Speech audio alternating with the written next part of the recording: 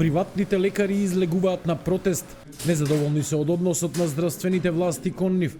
Велат дека со оваа цена на капитацијата по пациент не можат да издржат да ги покријат своите трошоци. Дополнителен проблем за нив е изголемувањето на минималната плата, што за некои матични лекари, посебно во руралните средини, може да значи крај на нивното постоење како приватни здравствени установи. Утре нема да примаат пациенти, освен итни случаи.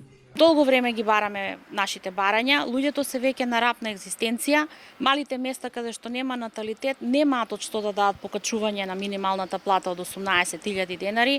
Луѓето во кои што се концесионери добија енормни сметки за струја, исто така никого не го интересира од која капитација ќе ја платат. Казните знаете дека ги платија докторите, така да енормна е работата, нигде во свет нема казни во време на пандемија кај нас се случија. Во последните 20 години капитацијата е зголемена за само 40%, а цената на горивото за дури 160%, вели Чолакова Дервишова и додава дека со сегашните пари кои ги добиваат од фондот не можат да го следат секојдневниот раст и на цените и на платите. Приватните лекари бараат да се запре и казнената политика, посебно во време на пандемија, но и да се промени начинот на регистрирање на пациенти и тие наместо кај лекарот да се водат кај неговата приватна здравствена установа.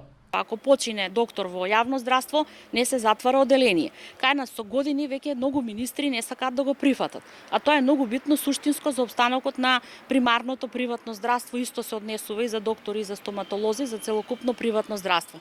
Другиот проблем е, значи мора да се воведе основен пакет на услуги, заради тоа што енормна работа, неограничен број на услуги, а при ограничени средства од 63 денари, исто така е неиздржливо. Значи сите наши пациенти од прилика 2800 се двои за здравство. Значи рачунајте од таа сума матичниот доктор добива само 63 денари. Иако побаравме став од Министерството за здравство, до затворањето на овој прилог од таму не добивме одговор дали властите ќе одговорат на барањата на приватните лекари. Председателката на Сдруженијето вели дека утре биле повикани на разговор во Министерството за здравство, но дека тоа нема да го одложи одамна најавуваниот протест.